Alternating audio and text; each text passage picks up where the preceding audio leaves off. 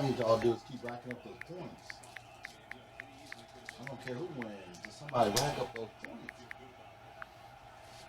Selling my mama too. You're selling your mama too? Okay. Accept it. All right. Accept it.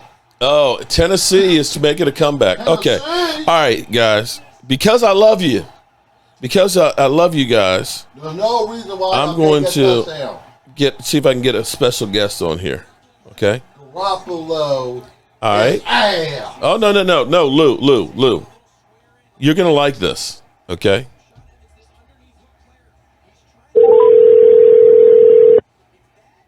Okay. Hello. Hey, Philip. Mark Holmes here. What's going on, man? Not too much. I've had a person who actually said I stole some information or stole a line from somebody, and I was actually bringing you into the conversation. Everybody, this is Philip Ebarb, in case you don't know who that is.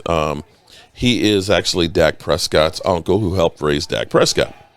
How are you feeling? Oh, much better, man. Much better. Quicker recovery. A little bit. It's rough, man, but I'm better. Yeah. My one of my many kids that I own in the NFC East, Rio. He's actually in the hospital right now with COVID and things. He came down Tuesday night, and he's not doing real well. So this shit can be kind of real and kind of scary here with it. And I'm glad that you're feeling better. We were talking earlier today. So somebody said that I actually stole a line from them. Remember we were talking about what the Cowboys were doing, and we were saying about the slump. People are saying they're in a slump, and I kind of said I think that they're just kind of doing a rope-a-dope. Yeah. And just not showing everything. You remember that conversation? Yeah, I agree. I agree too. I don't know if it's I guess I get what you're saying as far as like the rope-a-dope. I don't even think it's more about not showing as much as it is just trying to get everybody healthy. Yeah. They're just doing what they're doing what they have to do to win, but I think that they're doing their best to rest the players that need to be rested and get them healthy. Yeah.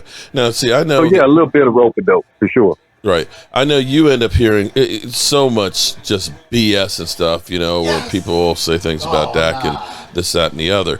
But reading the comments, people say, "Oh, well, Dak needs to run more." And my response to that is if we can't beat Washington, the Giants, and the Eagles without risking Dak's leg, because he hurt his foot against the Giants with a gator roll, why should we do that? I mean, why should we play all out and risk that and possibly not have him for the playoffs? To me, that would be kind of stupid. But I mean that's the way I look at it. Okay, I give you another look on it. If you got Ezekiel Elliott and Tony Pollard in your backfield, and they're not getting yardage, why are you going to have the quarterback out there? That's a great point because, the offensive line and some of these, we were saying that the change up in the offensive line, we've had a different starting offensive line almost every week for the last 7 weeks. Hey, man, and Dak's playing popcorn back there with the damn snap, man. I mean, high, low, side, a tenth of a second make a huge difference in this game, man. Yeah. It's a fact of the matter. And the shuffle pass, why didn't Zeke catch that ball? Everybody's like, oh, Zeke should have caught that. Yeah, Zeke should have caught it, but he's also getting run into. He's getting his leg stepped on because the linemen are stepping back and falling onto him. Mm-hmm. They're tripping Dak, because their steps are not right. I mean, anybody who's ever played the offensive line has to be just as in sync, or if not more in sync, than the quarterback and the receiver. Mm-hmm. Because the quarterback and receiver can come down to a read or an open field or just understanding one another. I don't care how well you understand the next guy that's a quarter of a step away from you. If you don't have that timing down in that quarter of a step, you can still trip somebody. True on that. I mean, the offensive line's got to be your most. You just got to have the most continuity. Everything's got to flow the best there. The timing's got to be right. Everything's got to be in sync You know, Well, it just the funny amazing. thing is, you know, you can have 10 guys do the right thing, but it only takes one guy that doesn't do his right assignment to blow up a play. It doesn't even, and really doesn't even have to be the right assignment, just not at the right time. Yeah. One bad Look block. at the screens. Yeah, look at the screens and bubble screens that one guy's getting through because we're a step too late getting to the block. Yeah. I mean, people who don't understand this game and they listen to these commentators and they listen to the opinions. Well, opinions, you know what opinions are like, and everybody's got one.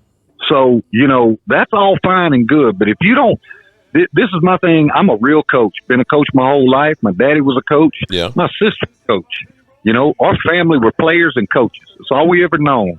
And unless you live that life and you live like we live, where you're breaking down film and you're doing all that stuff, even knowing if you're not there with that coaching staff and you don't understand the game plan and you don't understand the routes and the reads and the you know, everything that's going on offensively and defensively, and you don't know the timing and assignments, you don't have a leg to stand on.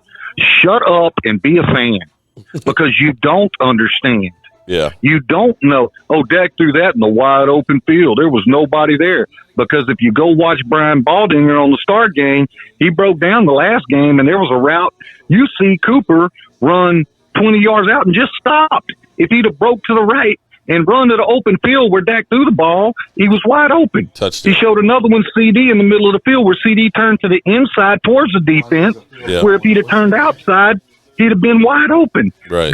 If you don't know, don't say. Just shut up. Well, you be a fan and just enjoy the game, man, because you don't know.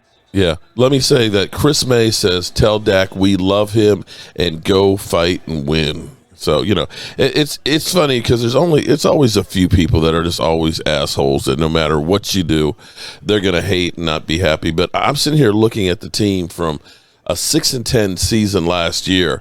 And for those that say get rid of Dak, without Dak, it was a 6-10 season. And I'm sitting here looking at 10-4, and somehow people are not satisfied that we are the number 2 seed in the NFC.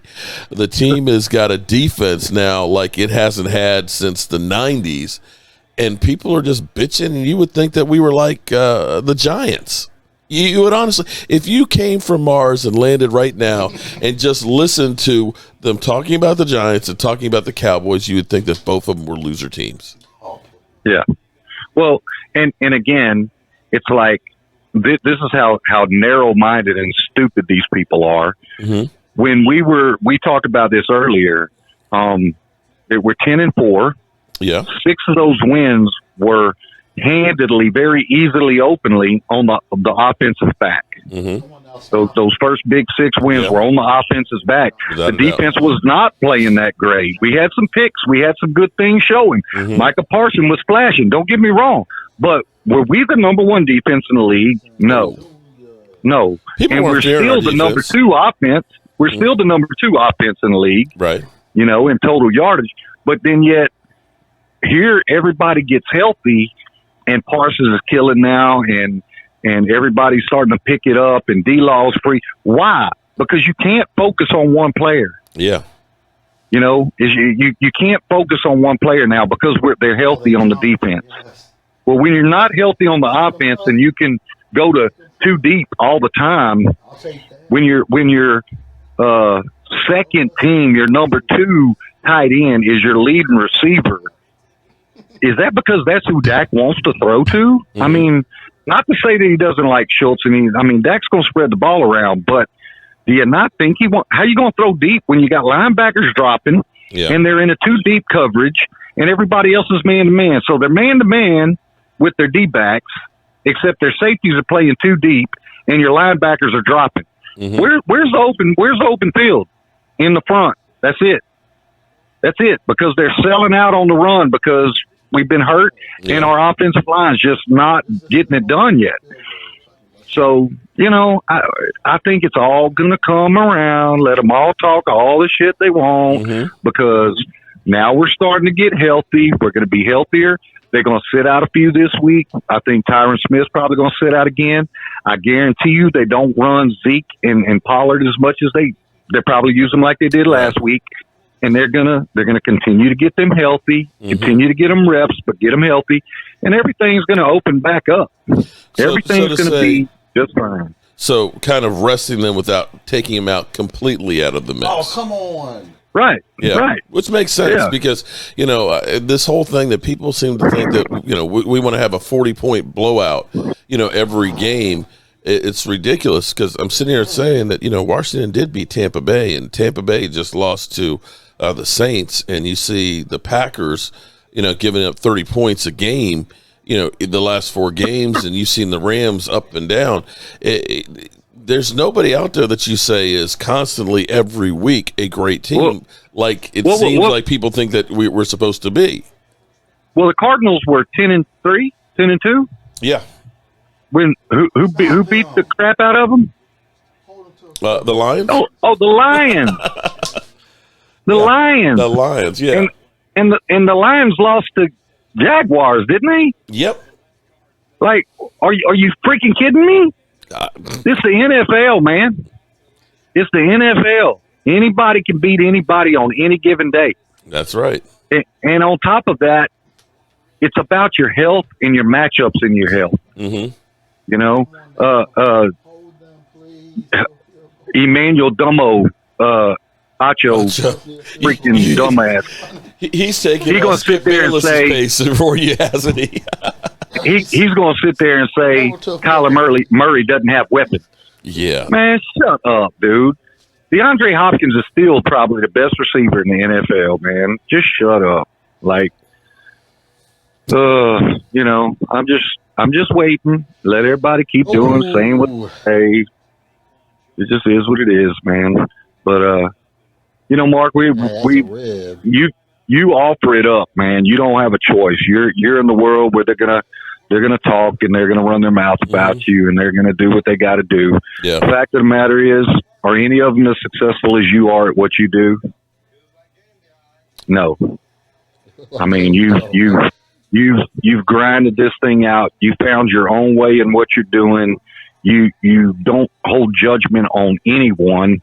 You're the most unbiased freaking blogger or podcaster out there. I mean, I think you're probably the most open-minded of all of them. You don't play narratives. You tell the truth of what you see and the way you feel about things. And some people can't handle the truth, man. Some people want the narrative. Yeah. They want to believe the bullshit instead of, I trust my eyes. Well, good luck with that, man, because your eyes don't really tell the truth.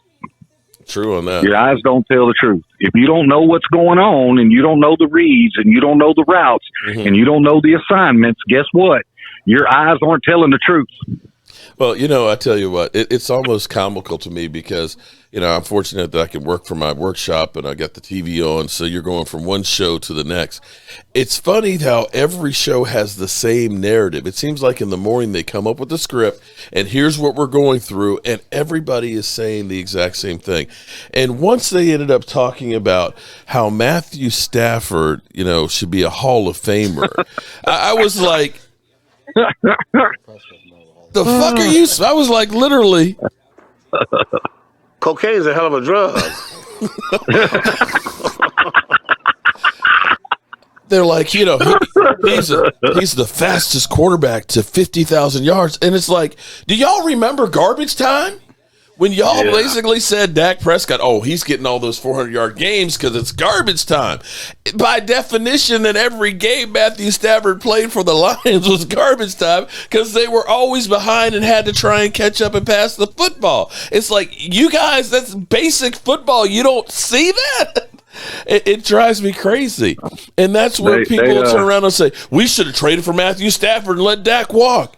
It's like, okay, so you would have rather had Matthew Stafford here and, Micah Parsons not. And next year's number one pick. Is that what you're actually saying?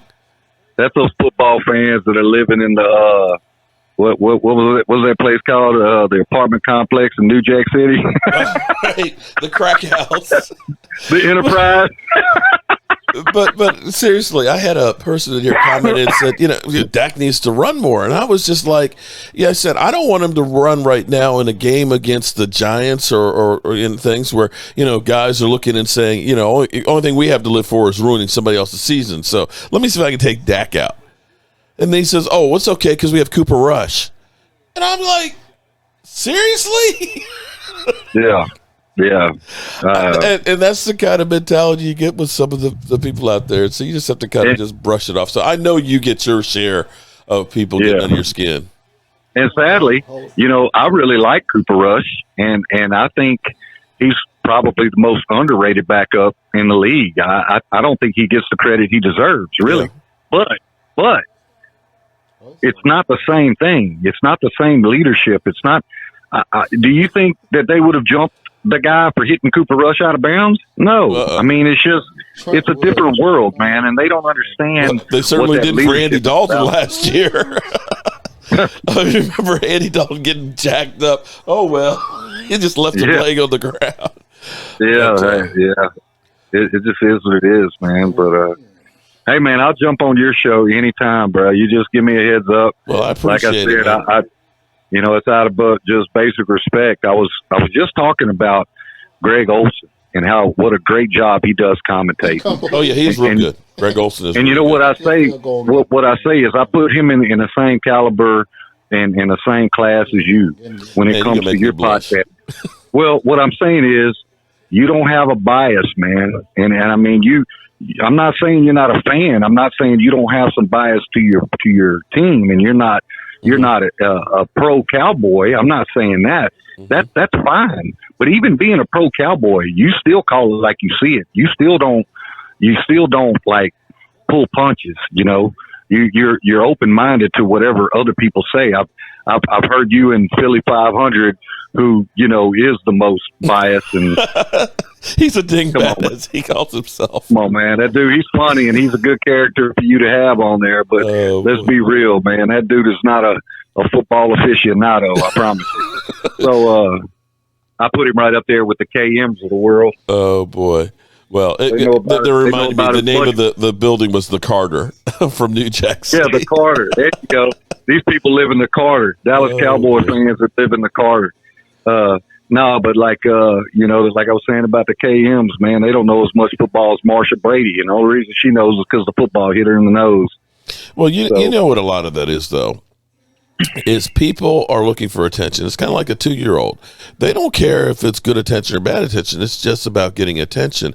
And if people know that they can rile you up, they're going to do it. And, a lot of people think that they rile me up and I get pissed off. I actually kind of enjoy it in some regards, having a good argument with an idiot, Well, and another thing is, a lot of these people said Dak would be a flop.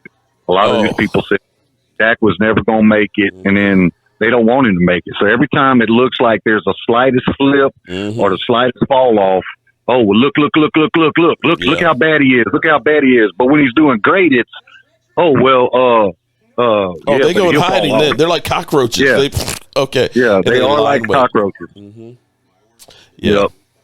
Well, I appreciate you, Philip, and I'm glad you're feeling better. Anytime you're bored and just want to hang, just let me know. And, I'm always happy. My phone, that's the one call. No, actually, it's 2 people that when they call me, I answer right away. One is my lovely bride, and 2, it's you. Well, that's some respect right there, man. I appreciate that. All right, man. Have a good night. All right, man. You too. Y'all have a Merry Christmas, man. Merry Christmas to you. All right, so hopefully I helped clear up the situation there, because we were having a conversation earlier tonight about what the Cowboys are doing. So I hope you guys enjoyed that. That was Philip Ebarb, Dak's uncle, and he is definitely a good friend to me. He's him and I've had all kinds of conversations about stuff, and he's cool people, really cool people. They don't know shit about football. All they do is run their keyboard fingers. Yeah, and I get a lot of. Believe me, you guys see all the time. Philip is a go along, get along Well, he's also a school teacher. It was funny because he called me one day and he said, "You got a few minutes?" And I was like, "Sure, what?" He's like, "I want you to talk to my students about what you do on YouTube." And I'm like, "I got to talk to a class of high school students? Are you kidding me?" But it was really cool. So that's to give you at least a perspective from, he's a great guy. He is a great guy. He's a basketball coach. He's a school teacher. He's a musician. He does all kinds of stuff. Whoa! What's the flag? This is probably holding. I can't believe that this is tied up now. This has got to be a game now. Play Philly again, flipping. What is this hate Philly night? Holding on Tennessee. Back him up. Let's see. Let's do a different one. All I need is 3 points. All I need is someone to get field goal. It's like win some money. There we go. I appreciate that. I'm glad I can make you feel better, but man, this is over here pushing Tom And Brady. now talking about 2-hand swipes Just now. coach. I know Tom Brady get a little animated. Like 2-hand swipes. Theo Hopkins, thanks He's for supposed to call the super chat. flag, Says sir. Hurts gets a chance. He all like over my Tom ex. Brady. All right, so you got 57 seconds. Let's see if they turn it back over to him. People, like, are you guys at the They'll be point? lucky if they And I'm do just it. throwing it out to anybody. Are you at the point where it's like you've seen enough, or do you need to see more? Do we need to give him time? Do we need to let him struggle like this? I catch don't know it? what to do at this point. No good. I mean, I He just caught like it. whoever's Call it. going to come in and play quarterback, Referee's the hands coach is call it. going to call bad plays. Look at Derek Barnett's doing. I love this. This is so funny. Is he trying to get a person? That was a trap. What a fucking Looking at Get the- away from Brady, you moron! I think it's no good. The call, it's no good. That's a trap. Yeah, that's an incomplete. but it's the pass interference. What an though, idiot! with them being all over him like that. Barnett pisses me off. Great goal. At the 32. It's a free 56 play. seconds left. Fires. Oh, Caught. But it's a free But- play, though, because did he jump off sides? I think it was the Sorry, Ray Gall. Ray Gall. Incomplete. Free play. So they're probably going to Sorry, deny Ray the Gall. call. Incomplete. That's right. 500 hertz. Just take I would have it. pass Philly, interference. hate to tell you, it was Yeah, incomplete. he jumps. That's a free play right there. It better be a catch, Ray. It's not. It's not. I would just Philly, it's not. decline the Oh, penalty. he dropped it. Rager dropped And please, Oh, I Every need time Tennessee think to he makes a win. catch, he That's a drops it. Heineke playing bad in here. Oh, and that could have been a face mask, too. Like, These oh, guys really Yes, pissing me oh, off. like how CD you got Lamb. that? They didn't call it, but that could have been face mask. He was all over his you face guys didn't mask. get like CD Lamb. What is Barnett doing with Brady? What is Barnett doing? I would try calling for the face mask. You weren't taking Philly. it. He grabbed his face mask as he was tackling him down. Philly, don't you lose my number. Not cool. 'Cause you're not anywhere that I can't find you. Yeah, it was Oh, incomplete. Bad now, pass. Philly. I mean, not bad pass. I'm sorry. Philly, Bad catch. It Philly, was a don't catch you was there. lose He should have my made it. number. Second and 10. All right, here we go. Third down and 10. It's third down and 10 already? Down 21-7. Damn. Hurts They in a didn't make the shotgun. ball back. Hurts back to pass. He's looking. Get pressured. Get this first Gets out of this tackle. bad- Running. they Going to suck. throw. Incomplete. Okay, so there you go. Another clip of Philly 500. And actually, I have 3 sons, Edward. Unfortunately, my third son, he hasn't had a chance to wear the shirt. He's actually in the hospital with COVID at the moment. Hopefully, he will be recovering soon and out soon. Somebody asked, how did I meet Philip Ebarb? Well, much like Philly 500 is a dingbat, I'm not that bright. I know you guys think I'm smart. I know you think that I'm actually smart, but I'm really not.